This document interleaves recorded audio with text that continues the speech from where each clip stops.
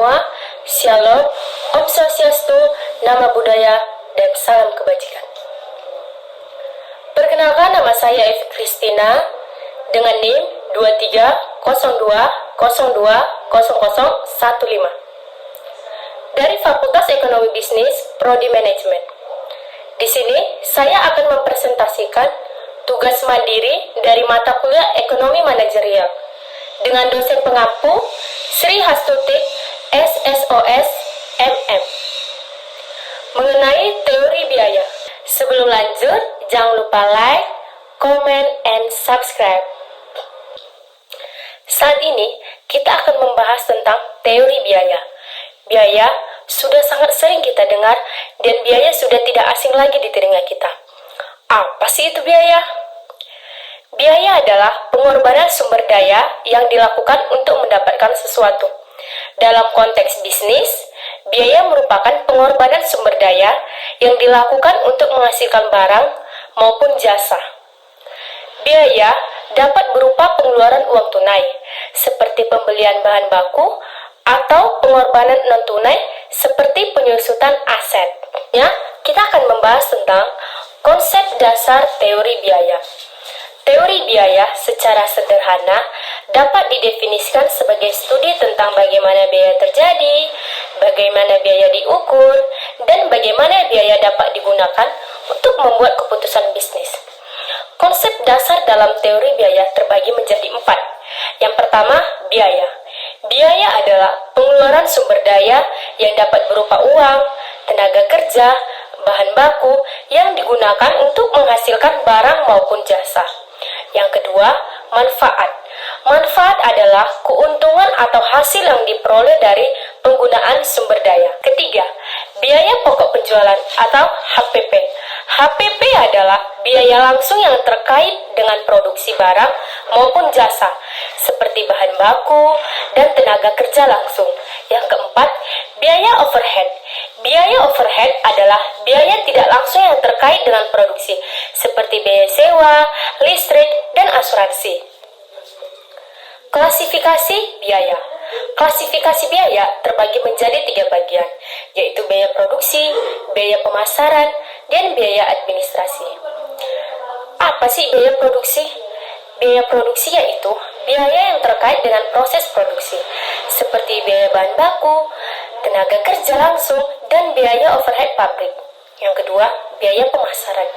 Biaya pemasaran yaitu biaya yang dikeluarkan untuk mempromosikan dan menjual produk, seperti biaya iklan, promosi, dan distribusi.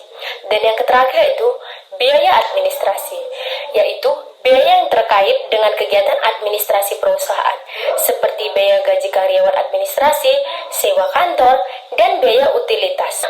Perilaku biaya.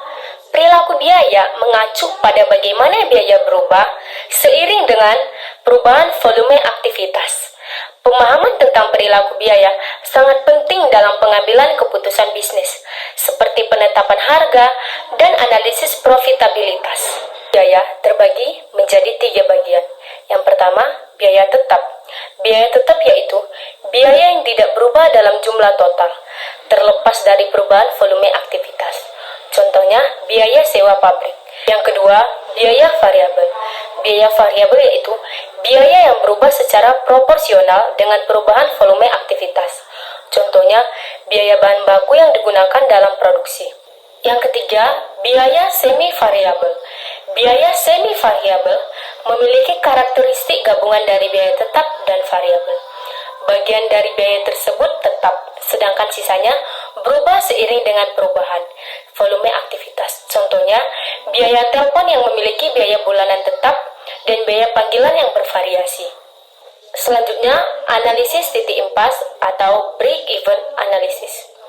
Analisis titik impas adalah alat yang digunakan untuk menentukan jumlah produksi atau penjualan yang diperlukan untuk menutup semua biaya tetap maupun variabel.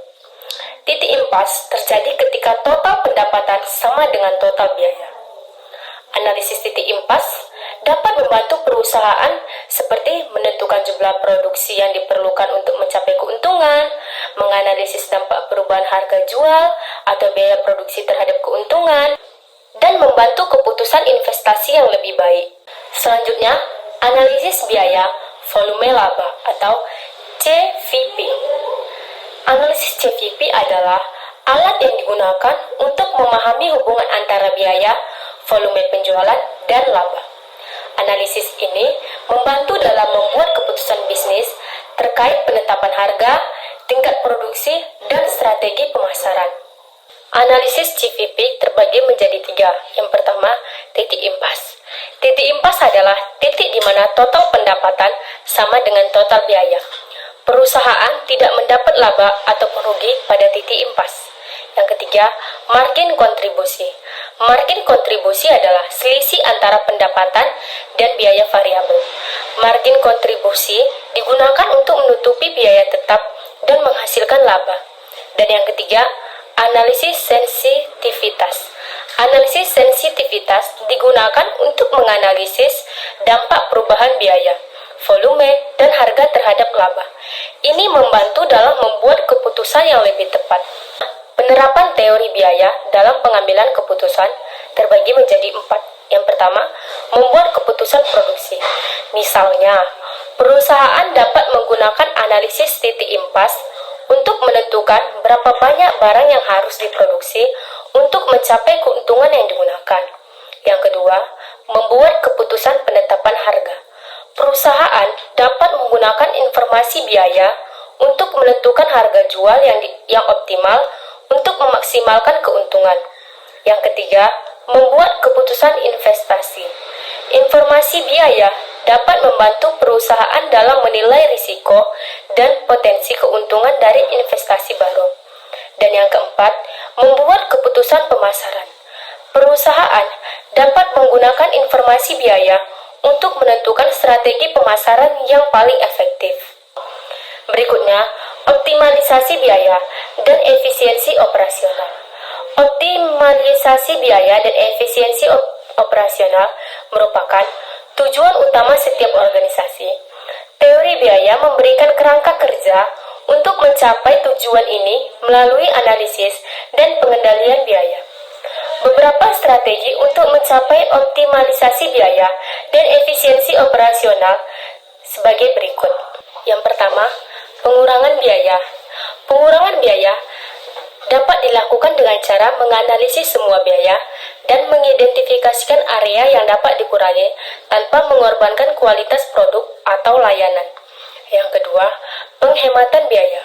Penghematan biaya dapat menerapkan langkah-langkah untuk mengurangi pemborosan dan meningkatkan efisiensi penggunaan sumber daya.